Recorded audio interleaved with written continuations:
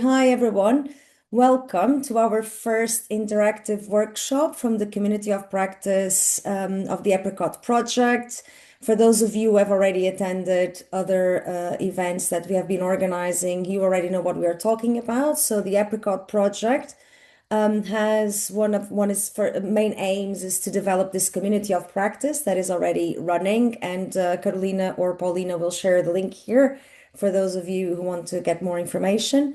And we are hosting different types of events and formats during this first year of the community of practice. So we have done webinars and a spotlight session, and today is our first workshop looking at annotations using the behavior change intervention ontology that we know is one of the main uses of the ontology. And I'm sure that many of you have a lot of questions and doubts and challenges when doing that. So the purpose of the workshop today is to share experiences and discuss that. And then for the rest of the year, we have a few other events planned, the webinar that I will be delivering on the behavior change techniques ontology, other two webinars on the paper and protocol authoring tool, another one on how to annotate behavior change interventions. And in July, dates still to be confirmed, we're going to have a first session of Ask Me Anything, where Carolina, Pauline, and I will be available to answer all of your questions about ontologies.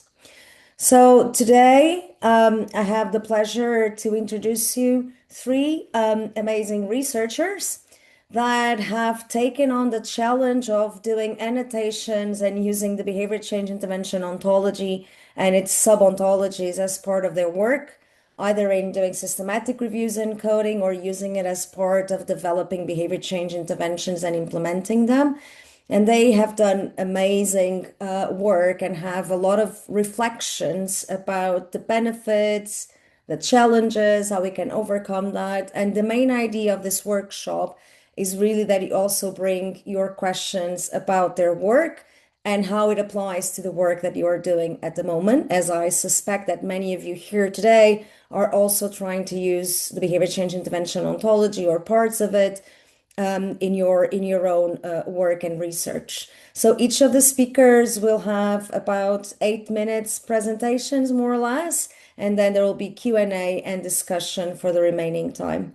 The first speaker will be Ella O's from the University of Leeds, who has a really nice posts on LinkedIn about the relationship with a PhD that I follow, and I really enjoy reading it.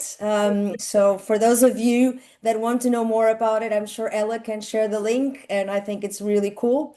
Then we have Anna Froome from Northumbria University, who will be also sharing experience on using the behavior change intervention ontology in intervention development, and Lisa McDaid from the University of East Anglia, who has used the behavior change intervention ontology to annotate interventions in the smoking cessation area.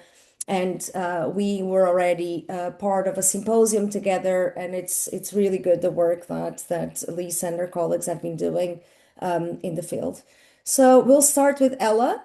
And if you have any questions during the presentations, just put them on the chat or the Q&A. And as I said, we will have lots of time for discussion.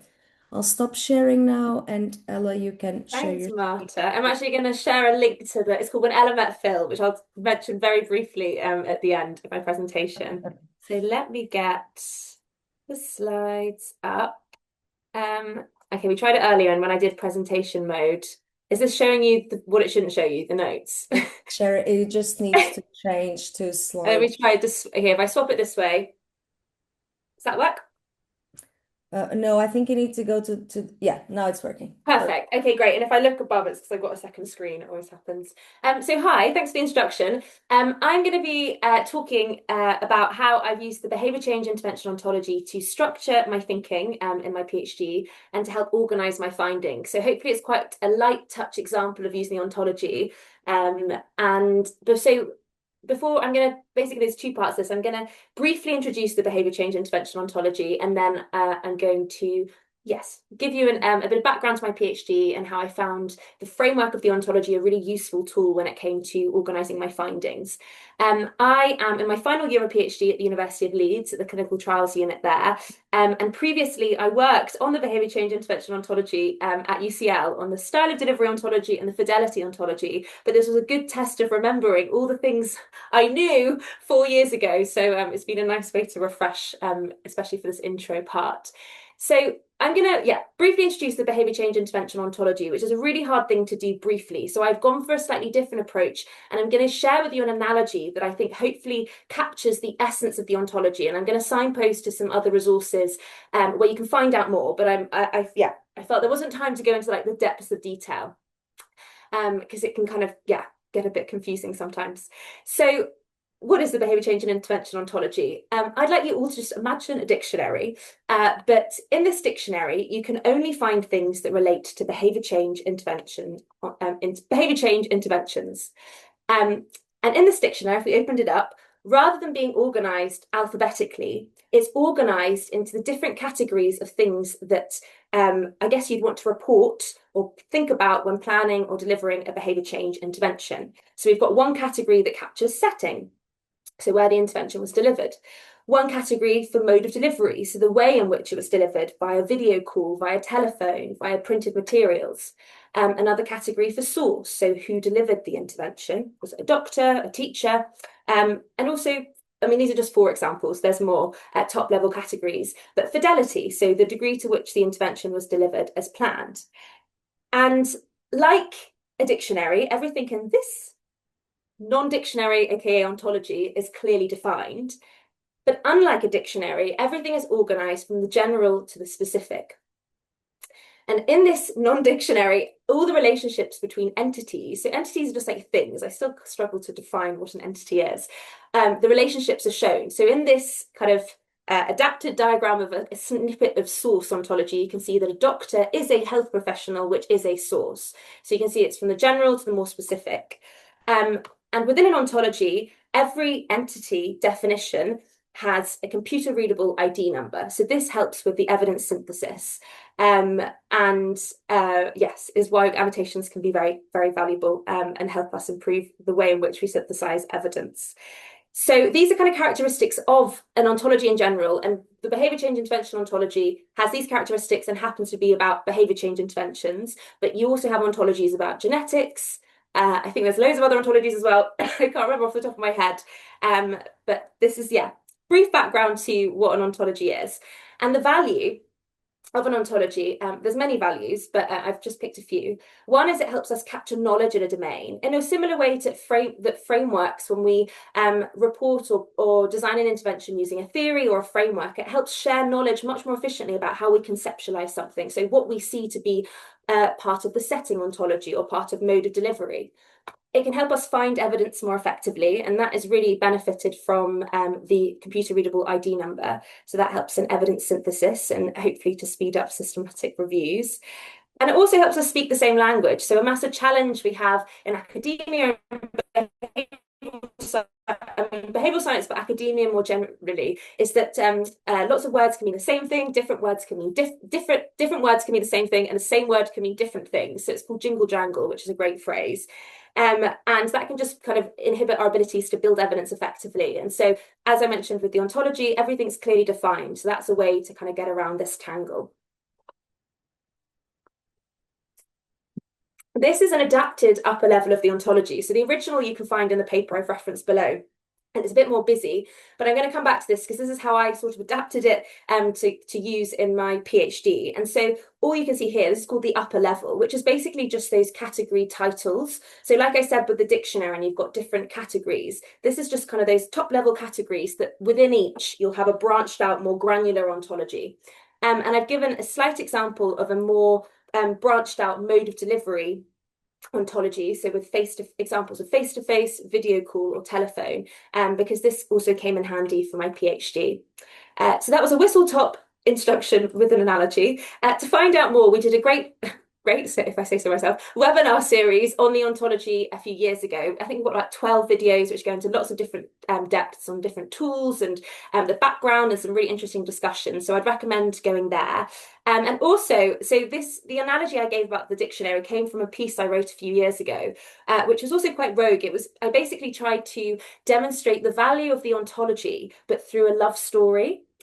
Which, if you're interested, you can click on the QR code and read it. And I basically try to flip it and talk about challenges we have in behavioral science, but how that might manifest in a date, and then kind of lead you to how the ontology can help. So if you're looking for a slightly alternative explanation for how the ontology can help the field of behavioral science.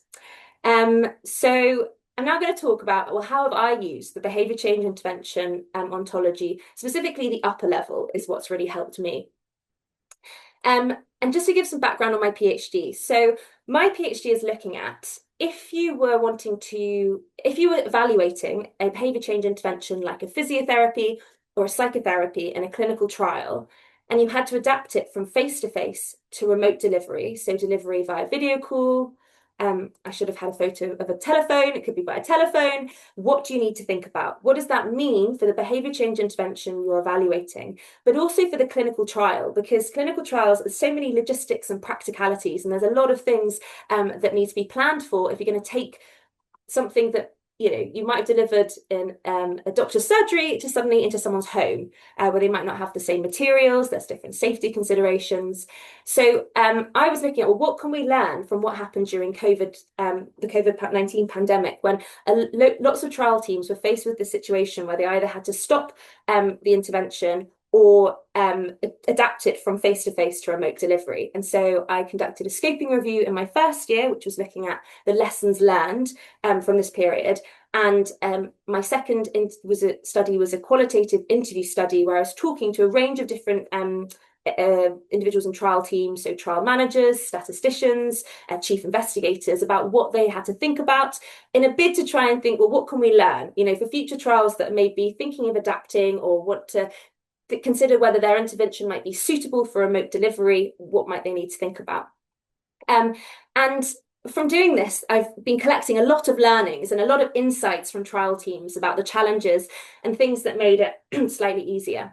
So, and I'm just going to share a snippet of these learnings, but this is a whistle-stop tour. If you are interested in lessons learned and what to think about for remote delivery, I can signpost you to my first study. But lots of trialists mentioned the challenge of managing interruptions at home, equipment availability. How do you normally just hand the equipment over? Suddenly you have to think about logistics of sending it and posting it to people, but then also getting that equipment back. It can be harder to see people on the screen in groups. If you've got an exercise-based intervention, how can you be sure people are engaging as planned if you can't see everyone? Cause challenges for fidelity. Some teams talked about needing additional ethical approval for recording fidelity, because teams realize if you press record on a group call, everyone suddenly recorded. So it's harder to just record the intervention deliverer. It's harder to read nonverbal cues. So I honestly have like buckets of all these different learnings from trial teams. And my challenge was, well, how can I organize and group these in a way that is meaningful, but also so it helps me organize my findings and kind of see the areas that I'm exploring, but also in a way that can disseminate and share that information usefully. So it's not a kind of overwhelming list of things that trial teams might need to consider. And this is where I use the upper level of the behavior change intervention ontology. And so, like I mentioned, this is really light touch and really simple, I guess, application, but I think really demonstrates its value in helping just structure and organize thinking and knowledge. So I took the upper level of the ontology and I used these top level headings as my buckets to kind of sort my information. So if I had an insight related to the home setting, I put it under setting category. If it related to, harder to read nonverbal cues, that would go under style of delivery. So it's been a really useful framework that's followed me through from my scoping review into my qualitative interview studies, to just kind of prompt thinking, I guess, as well, beyond what I might normally think of that might need to be considered, or categories related to remote delivery. So I've kind of alluded to this already, but the upper level of the behavior change intervention ontology really helped to organize my findings. So I'm going to share a screenshot of a table that I've included in my scoping review. And so I was able to, in my scoping review, not just in the kind of narratives, written parts, add a table where I had the behavior change intervention ontology upper level on one side. So I had setting. And then I was able to kind of organize my insights into the challenges of potential facilitators of that challenge within the table. So, for example, privacy to engage in the intervention in the home environment was a challenge within setting, and so was availability of space.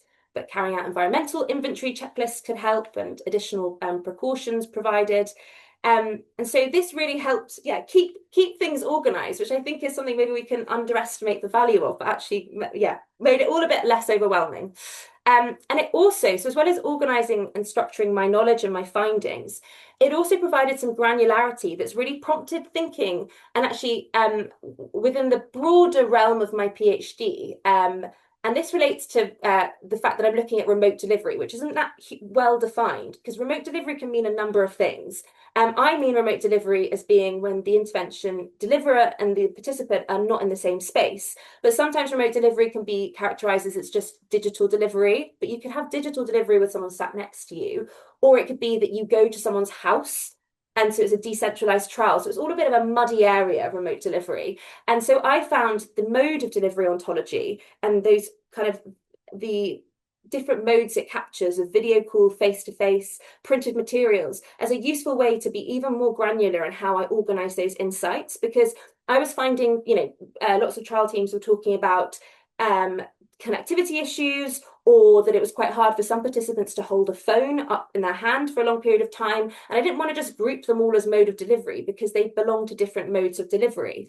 And so I was able to, and again, it's super simple, but I organized them into whether they related to video call, whether they related to audio call. And actually it resulted in one of my conclusions of my scoping review was, if we're going to develop guidance for remote delivery, we need that guidance to be specific to the mode of delivery, because there are different implementation challenges related to video call versus telephone. And we need to be clear on how we collect those insights related to them. And finally, I just wanted to share, I've got a slide. So when I started the PhD, obviously I'd come from UCL and I'd worked on the ontology. So you could say I'm quite biased to the strengths of an ontology. And I remember talking to my supervisors about wanting to use the upper level to structure my findings. And they very rightly said, well, why don't you compare them to other frameworks, to justify why you've chosen it, not just because I do really like it and I worked on it before. And so I went away and I took the Tidier framework, the Consult framework, and the ontology and behavior change intervention ontology, and put them next to each other to kind of compare what different domains do they capture to kind of add more strength to my argument for using it. And I realized I've only got a picture of the Tidier framework, but when I was going through them, and again, this is, the Tidier frameworks to support more consistent reporting of interventions. So its role isn't the role of the ontology. But it doesn't capture style of delivery, unless maybe, correct me if I'm wrong, but I couldn't find, where I put the insights related to nonverbal cues, or it harder to, build rapport. And also, it doesn't have that granularity in a really systematic and structured way that I was really benefited from in terms of building up insights around different modes of delivery. Also, sorry, I realised I could just saw the 14 minutes. I've got one final slide. So overall, the ontology has really helped me to structure my thinking and organise the findings of my PhD. And it's also really prompted thinking. So even when I was developing my interview guide for the qualitative interview studies, it helped me ensure that I was asking questions about the range of different components of a complex intervention that might have been impacted by adapting to remote delivery. So thank you very much. I've left my email there because if you want to talk about remote intervention delivery or about the ontology further. I also launched a podcast in my first year of the PhD on trials methodology, and I talk about my PhDs in a bit more depth there. And what Martha mentioned at the start is this ridiculous thing I started last year, where I basically talk about my PhD as if they're my partner. It's called Gwenella Met Phil, and I've left the QR code there. It's a Substack where I do weekly insights into the highs and lows of PhD life. But thank you very much for listening, and sorry that I went over. No worries, that was brilliant, Ella. Thanks so much for sharing. We are a bit limited in time, so we'll move on to the next speaker, to Hannah, but we will have Q&As at the end. And if time allows, we'll have some for Hannah as well. And just to say, if you want to post your questions either in the chat if you can, or just let us know if you can't, but there's also a Q&A section, so you can add them over there. So that's to say, I do want to briefly introduce Hannah Froome, who is from Northumbria University and has done amazing work in her PhD as well on applying the BCIO, and is one of the earlier users of it. So we're really excited to hear about the project a bit more and kind of the challenges you faced during your project. But that's to say, over to you. Okay, fantastic. Just to double check, you can see this, can you? Okay, fantastic. So hi everyone, and thank you, Ella, again for your amazing presentation and, introducing the ontology. My presentation will be a little bit more about how I used it specific into digital dietary interventions, specific to low SES communities. And I also used it quite early on, around 2022, I believe I used it. So that's what I'm just going to go into for you guys all today. So, first of all, I keep moving this around. So how were behavior change interventions characterized early on? So I didn't want to go too much into the definition of ontologies as this was already done, but I really wanted to go into the importance of an ontology itself and why it is important to look at it to characterize behavior change interventions.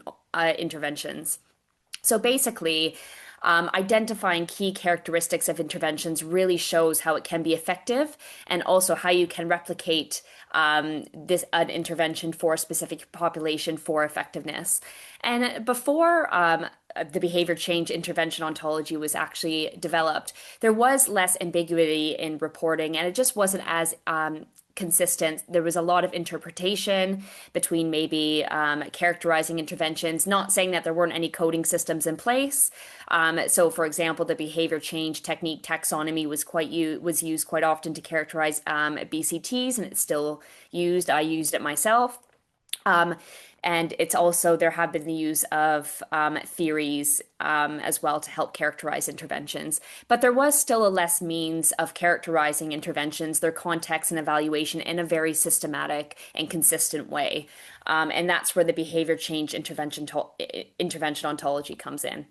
So when I used it, I knew overall the importance of why the intervention ontology should be used. And I wanted to use it to characterize some digital interventions and low SES dietary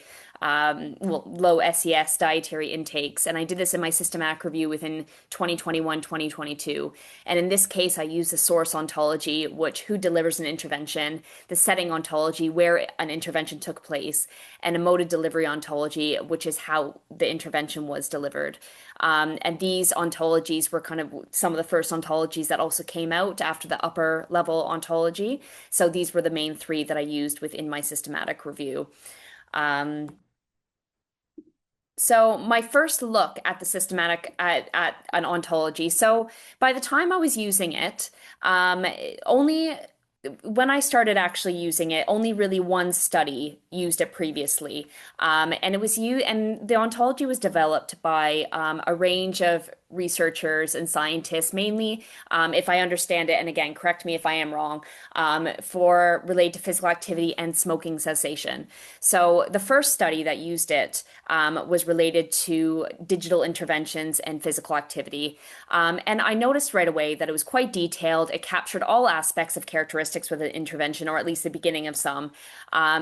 And though, because I knew it wasn't yet used, it was still the early stages of it, and it wasn't yet used towards low SES communities and not as much towards digital interventions. A couple questions I did have was I wanted to know what factors within low SESS did not specifically fit into the ontology, and as well, were there any maybe blurred boundaries between the entities in relation to digital interventions? So these were a couple questions as I had while I started using it.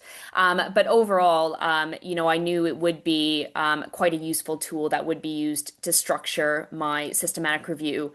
And yeah, so that's why I used it.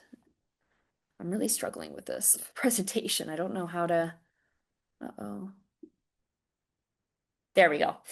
So my experience right away is, as I said, it's quite an in-depth tool. And at first I found it quite overwhelming to use, not necessarily hard to use. It was quite clear. There was a lot of, a lot of different entities, a lot of definitions, and a lot of layers to it as well.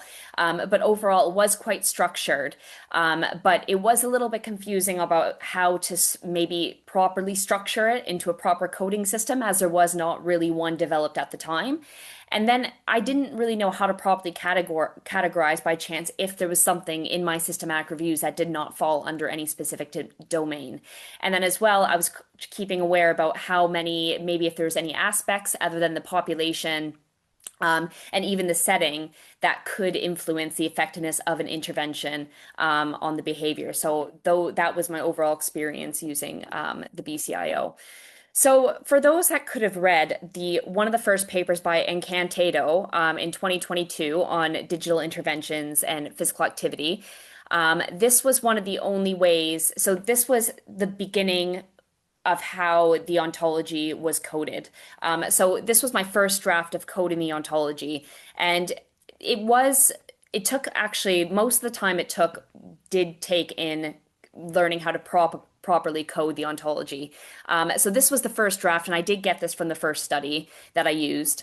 And as you can see, this is the setting ontology and the mode of delivery ontology. It is still quite clear, but there's a lot of scrolling, and it's not really computer readable yet. However, this was during the time I started to code my systematic review. The behavior change technique, the behavior change intervention ontology data extraction sheet actually came out, which is now available to be used. So it looks a little bit more like this now. Hard to show kind of as an example, but you can see that each entity has its own number. It's a little bit more clear in terms of structuring my papers. You just write the definitions. I just found it a lot more easier to use. And as well, when I first started using, it was only mode of delivery, intervention setting, and intervention source ontology. Now it's expanded quite a bit, and I believe it continues to expand as different ontologies are being published. But overall, some of the challenges that I found with using the ontology with digital tools specifically is there can be a little bit of an overlap between intervention source and mode of delivery. So for example, quite a few of the interventions in my studies, not only were they multi-component, but if one was a text message, who is the source? Is the source let's say the nutritionist making a message on the text and sending it to the participant, or is that actually the mode of delivery? So the way I describe that is I made sure the mode of delivery, and that this was at the time, this could have changed now, but the mode of delivery, I made sure that it was specifically that digital intervention, where the source was the actual person who delivered the intervention. So it's a little bit more blurred than, let's say, in human interactional, delivery, having a nutritionist, give a face-to-face interaction. So yeah, a couple more blurred lines. And then, of course, digital interventions can also be potentially shaped to the demographic itself. So, there could be shared screens in the household, potentially a lack of digital literacy, which may need hybrid interventions. And how can these be captured in the study, specifically with mode of delivery, source, and setting. And as well, this did not capture the level of engagement, which I now know the engagement ontology has actually now been published. So again, current improvements with that. And then the digital setting can also sometimes be difficult to define as well. So a lot of the things I noticed in my papers was the setting. The setting and source specifically were not very clear. So for setting, if text messages were used, was this done at home, at school, on a bus? It wasn't really clearly defined. So I think more clarity on where the digital tools are and how they're used and how engaged they are is important as well. But overall, I would continue to use the behavior change intervention ontology. There's quite a lot of strengths to it. As I said, it's an organized, systematic approach. It captured specific characteristics. It shows what characteristics are specifically beneficial. But I think what was really important and what I learned the most about this was it really captured what was missing and what was lacking in being reported within interventions, specifically source and setting. There was a lot of unclear reported around this. So, yeah, and then overall, how the behavior change intervention ontology is continuing to improve. So, of course, there's now the extraction tool version 1, which has really improved the transparency and having just more structure over anyone that reports interventions. There's a better representation of behavior change, intervention, ontology, interventions, and digital tools, a couple more examples. And then, of course, I think one of the most important things is the amount of community contributions and resources. At the time when I started using it, there weren't a lot of there wasn't as much training and resources, and now there's a user support group, there's all these webinars, there's short courses, there's just so many collaborative efforts going on to help use the behavior change intervention ontology and to continue improving it. And of course, the greater refinement of ontology branches as well, such as I said, the engagement ontology, which was something I noticed in my research, which wasn't captured, which again could really impact somewhat the effectiveness of an intervention. And then, of course, there's more usable online ontology systems, and then, of course, applicate the way it's applied as well. So these are all the insights I've gained from my use in just over the last couple years. And that's everything for me. So I hope that's all right. Absolutely. Thank you so much, Hannah. That was really great. I can't see any questions in the chat yet. Please do feel free to add them. We're happy to take them in between speakers normally as well. But in the interest of time, we'll move on to you, Lisa, and sort of go to a discussion at the end.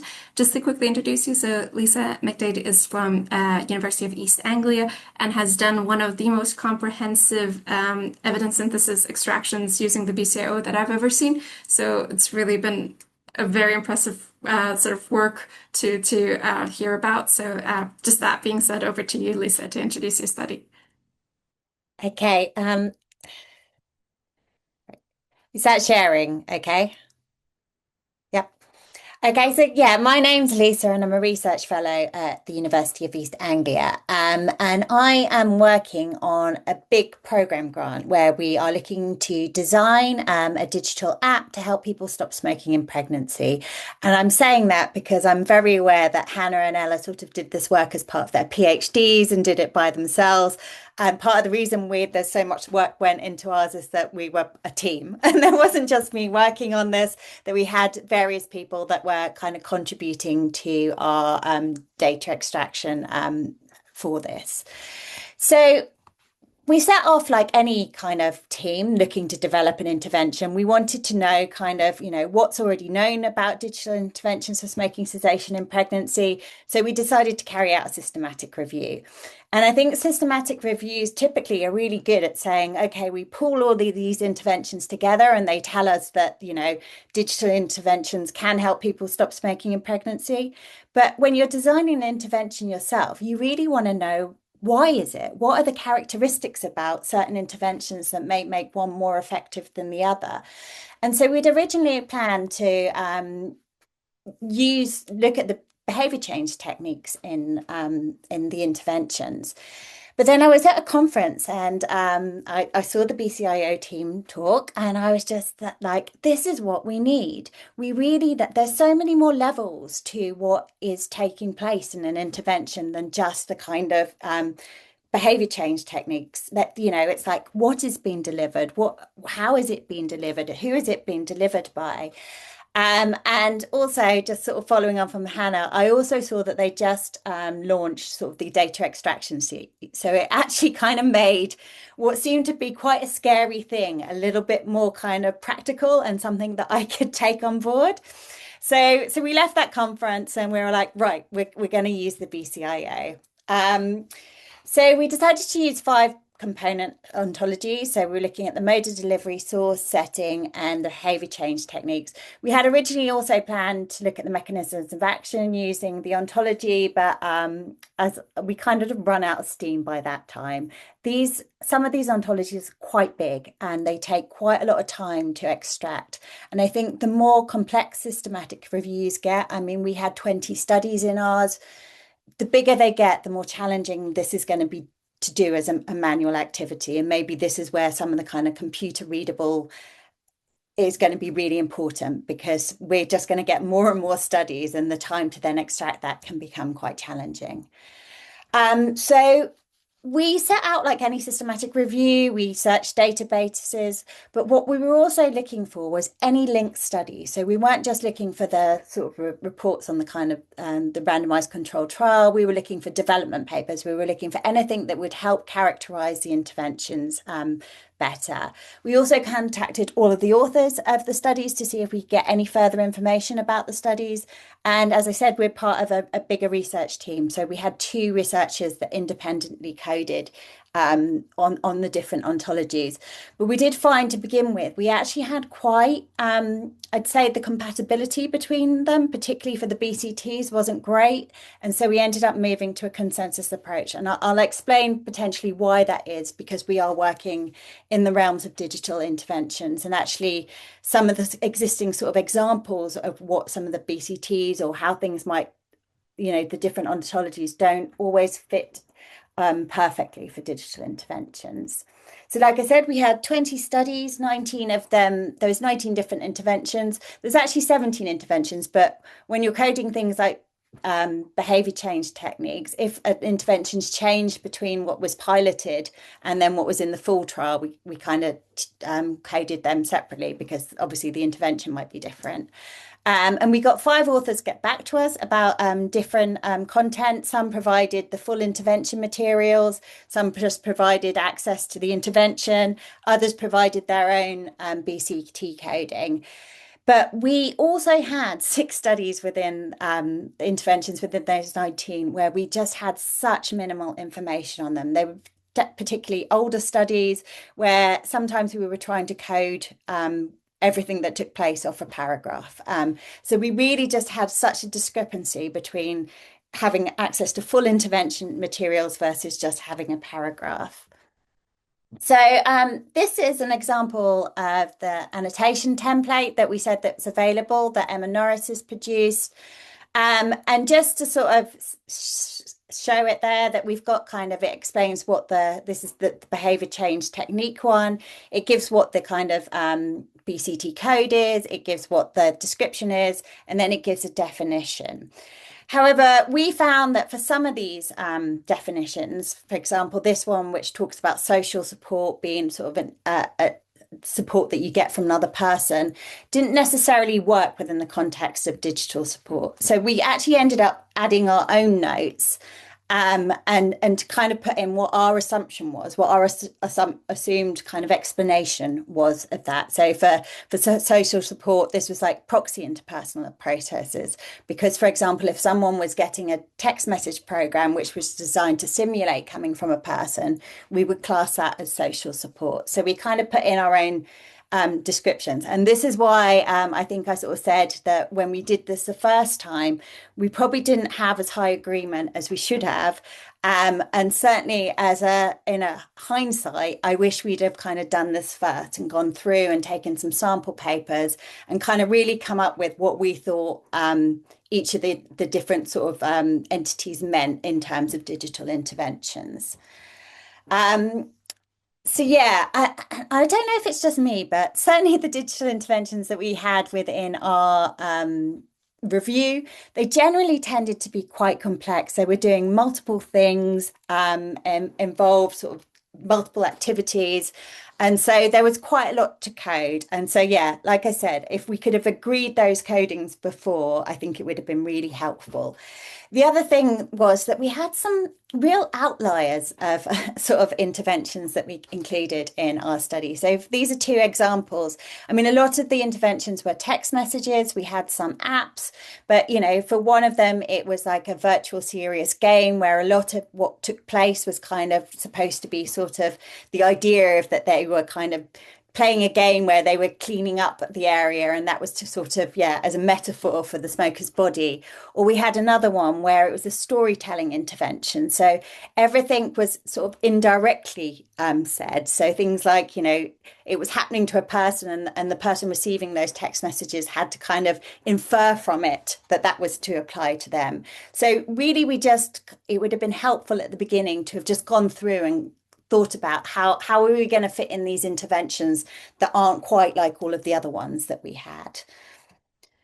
As I explained, yeah, we had a lot of variation in detail, and I'm really in terms of what we could code across the different ontologies, it really depended on what we could access, and there seemed to be sort of this trade-off. If we tried to kind of, in terms of what we've included in the paper, if we want to include more information, you then have less consistency because obviously we've got that variation in what was available between the different papers.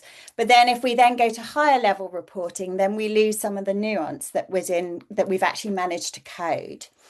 And an example here of sort of the variation is, for example, with the BCTs, just how many more that we were able to code in those reports where we had sort of full information compared to very few in the ones where we had little.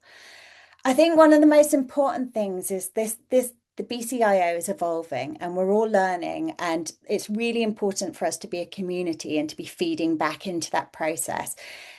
Doing the coding across all the different ontologies takes an awful lot of time, particularly at the level we're doing. And I think it's really important to sort of share what people have done, to make that available with papers, so that we can learn, and also so that we're not duplicating. So if someone has done this already, then someone isn't starting again. And just hot off the press, the QR code here. So I have actually just today uploaded our BCIO coding to the Open Science Framework so that people can see how we have coded across the different ontologies that I've mentioned there. I don't profess that it's going to be right in every instance, but at least you can kind of see what we've done. There's the examples of the evidence that we've used to support that. We had some real challenges in applying it to digital interventions, certainly in terms of kind of how we code certain things. And so, yeah, you can have a look. One of my other real interesting things is then once we've done all of this coding, how do we then report that and share that within papers, which is the main way that we kind of communicate what we've done within reviews. As I said, I think we had quite complex interventions or within our study because there was a lot of BCTs, a lot of mechanisms of action. And it's really what I'm interested in as a community is what's the best way to sort of present this and share this, because not all of the entity trees are equal. So in some, it's quite easy to code down quite far because that information is quite obvious. With others, it really, if you don't have access to the intervention materials, you're not going to know about how something is delivered or what exactly whether it was kind of instructed or whether it was suggested. So yeah, that they're not even across the board. Yeah, and again, sort of summarizing findings. If you go up to quite a high level, with ours again, we had quite a lot of sort of interventions where there was sort of BCTs or in a lot of them, but it did help us identify some gaps as well. So I think some of the challenges that I've sort of explained here are exactly why we need the BCIO. I don't think that interventions are very well reported currently. And I think that in order to get there, we really need to start using this share vocabulary. We need to start reporting things in a similar way, and it's going to be a tough jump to get there, but I think when we do that, it's really going to make a difference to understanding what different interventions do. we've obviously, I explained there some of the sort of time barriers, particularly as reviews get bigger and bigger. How do we manage that? And also, this is a transitional space. So we picked up when we started our review sort of 2 years ago. There were sort of the 5 ontologies available, and now I think there's over 10. So yeah, how do we keep sort of adding to that? So yeah, I hope that that's helpful. And if you're interested in finding out a bit more about our project, there's the link there. Right. Thank you. Brilliant. Thanks so much, Lisa. Okay, so now we'll go into Q&A. So just to say that if anyone wants to also share their question by speaking to us, you can raise your hand and we can help unmute you within the webinar settings. So that would work. Simon, I can see that you have a question. Would you like to share it verbally, or we can read it out loud for you as well if that's more convenient? Perfect. Thank you. Okay, you can now speak, Simon. Okay, hello everybody. There we go. Okay, my camera's not on, but that's fine. So I put the question in in there as well, but it was really this. We've gone through this process as well, and we always get to this sort of area where we're starting to really guesstimate some of these things because of the poor reporting. And I'm just wondering, for the panel collectively, how much of that actually went on with the papers that you were reviewing? So it's like a rough percentage of the number of items you coded. How much did you really feel like things were, there's like this sort of spectrum we use: very clear, somewhat clear, unclear, and uncodable. We tend to find the unclear is the highest category always, but I'm just curious. We've never done it to this extent before, so I'm kind of curious what the panel's experience is with that. Anyone who wants to go first? Oh, Lisa, you go first. That's okay. No, I can go after you, Hannah. Now, you know what? I'm going to make a very small comment just because I saw your comment, Simon. I thought it was really good just because that is what I felt I was doing specifically in the source and setting. In the source and setting ontology within my papers, because there was such poor reporting. And I didn't have to do it for the mode of delivery, but the best I could do it. Like, for example, if the paper said that a digital intervention was done at home, I mean, I assumed this was in a suburban setting. So it wasn't really, I guess, saying it was at home, it wasn't necessarily mentioned suburban, but I guess the best I did with that was be as transparent as possible with the reporting and how I did it in my paper. But also using, Emma Norris was actually my supervisor. So, using as many people to kind of validate that as well. So I don't know if you have a similar experience with that, Lisa, but that's how I felt with specifically the setting and the source ontology. Yeah, I mean, so we struggled particularly with the setting ontology for digital interventions, because a lot of some of ours were entirely sort of done remotely, and whilst they would have taken place in a certain country, the recruitment was online, everything was kind of done in this virtual setting, and so that there was challenges full stop with that. And there's also, I think, something with digital interventions where it's sometimes difficult if there is a person component, whether that was kind of part of the research activity or whether it was actually what the intervention was being delivered as well. We kind of tried to take a bit of a stricter approach, where if we didn't know what it was, we coded it as sort of probably and then didn't count it sort of overall. And certainly, we were quite lucky because with ours we did get quite high access to, like I said, for some of them, the full intervention material. So on the sort of shared annotation spreadsheet, that you can sort of see where we've given examples. Whereas there's other ones where, Simon, we've done, it's coded in orange and we've just gone, it's likely that this was in there because they've said this, but we just don't have any concrete example. And it's kind of, for us, that's where the challenge kind of got, because we sort of knew that they probably did do it, but we didn't code it because we didn't really have a concrete example of them saying that that's exactly what they did. And so, yeah, then when you look across them, it's not that that probably wasn't included in it, it just wasn't reported. And so I think that's why we've kind of got to start improving the reporting to get to the point where, yeah, we can then start coding at an equal level across them. But yeah, I'm glad it's not just us that had those challenges as well. I could add, so obviously my coding this time was very top level, high level, very low stakes, but I can reflect on from when developing the ontology and we had to do so much coding of like so many papers and to try and train the computer and find, all the entities. So when it was the fidelity ontology, it was like anytime fidelity was mentioned. And that was always really hard to go, shall we code this? Does it count? And so that involved lots of annotation manuals to try and have our rules, which I guess is always the case with coding generally. But I also think it touches on a point that's just hard with, so I think with behavior change techniques and the coding and how much that what even is clear, because I guess you could say it's like they said they did it, and then maybe you're looking at the fidelity of the extent to which they did it, but then like fidelity in itself is a whole minefield of like, did they measure the fidelity of everything that they, like all the BCTs they said they included, and how did they do that? And then it gets quite meta and I get really confused. And I think, can we ever code like is there ever such thing, with perfect coding? And then how to manage the guesstimating? But I mean that's a whole separate discussion, but I think it's a really interesting point. Thank you.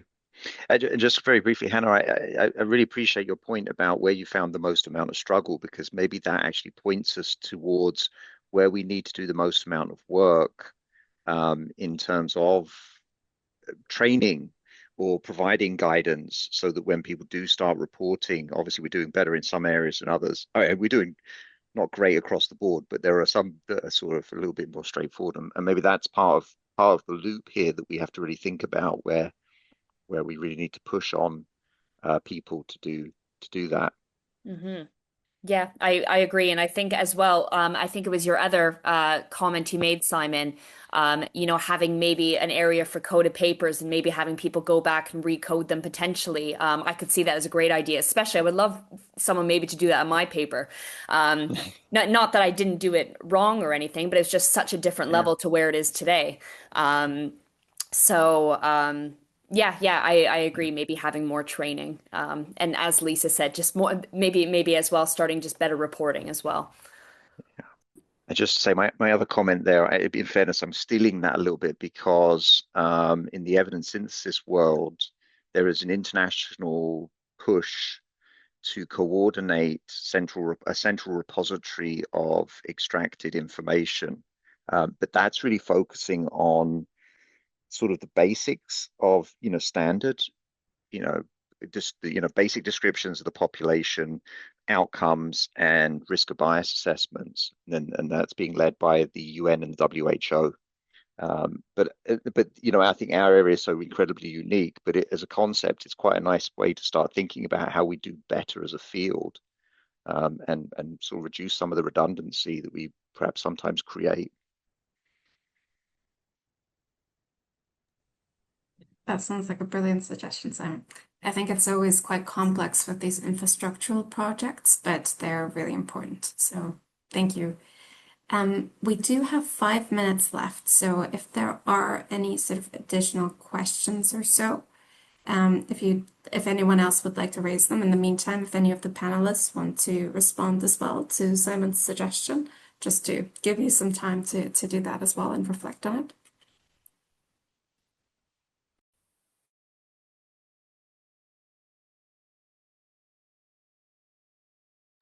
Just I concur. That's always great. And also to say, we really do want to evaluate sort of these workshops and webinars going forward. So I will post also an evaluation form at the bottom if you have time to fill it out later on. But any other questions? You can also raise your hand if you feel more comfortable just sharing a reflection as well. That's more than welcome. I think a Monday afternoon might be quite tough. Simon, you're more than welcome to Yeah, a great series of presentations. So I always have like 1,001 questions, but I don't want to monopolize the no, question asking. please go on. Thanks. Well, so I was actually thinking about the fact that a lot of what we've covered here has really been very retrospective evaluation of studies, and I'm just, one of the things we struggle with is thinking about this from a prospective aspect, right? So as we build out our interventions more and more, I'm pushing our team to sort of think about how we describe them more structurally using the BCIO. And I'm just wondering if there's any perspectives or any sort of advice that the panel would give, now that they've done this in a number of papers, about things that, for teams that are doing it in that way, that would be helpful.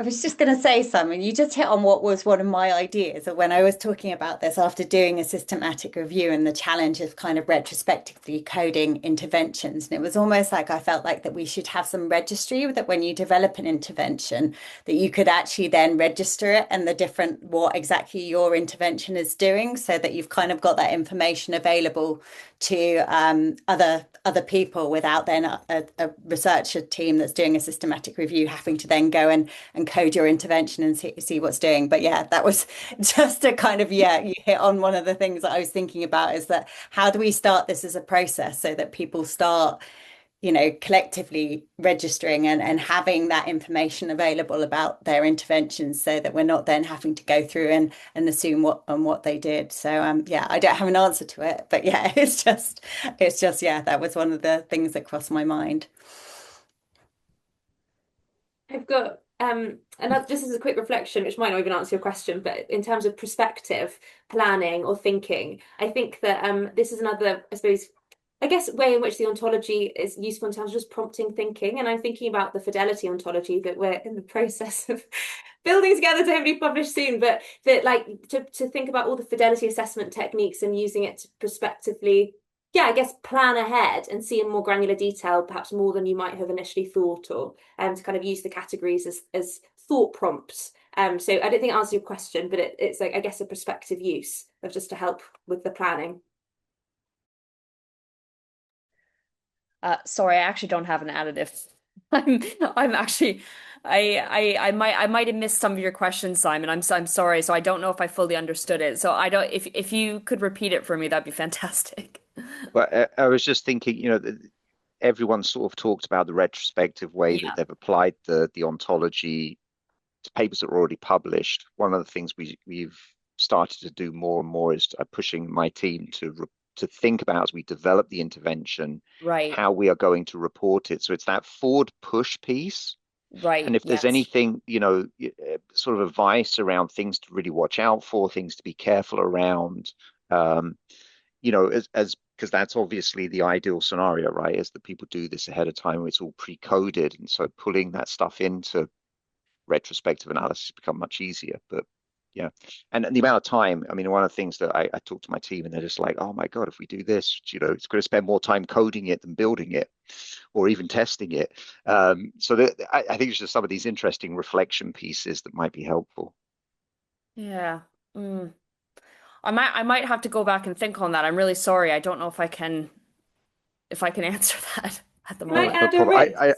I don't think it's a straightforward answer. That's why. Yeah.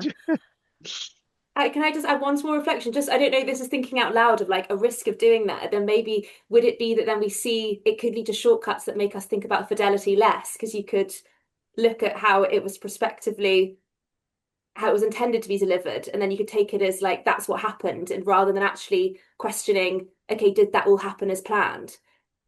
But I Yeah, guess maybe it could lead a fidelity assessment. potentially, though you could make an argument that actually it may aid in the fidelity Yeah, assessment because you have a much clearer pattern and picture of what you're supposed to be doing. yeah. Because I still, we struggle with fidelity as a field because people do a very poor job of detailing what is supposed to happen.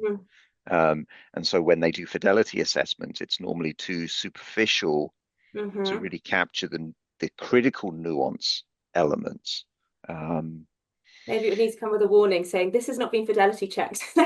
Yeah.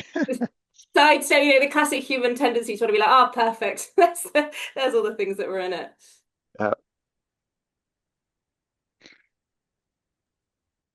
I was just going to say and I think the engagement's really important with that as well, because obviously when you move to some sort of digital push interventions, you get quite high fidelity because the text messages just get sent. But whether anyone read them, we don't know. So.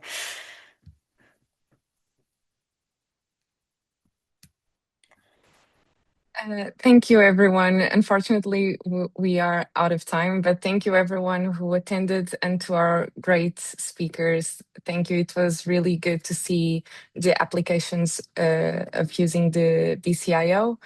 And as part of the community of practice, we do have more activities coming up. So stay tuned on our social media. And if you haven't yet, you can join our COP, where we'll keep updating of everything we'll have planned.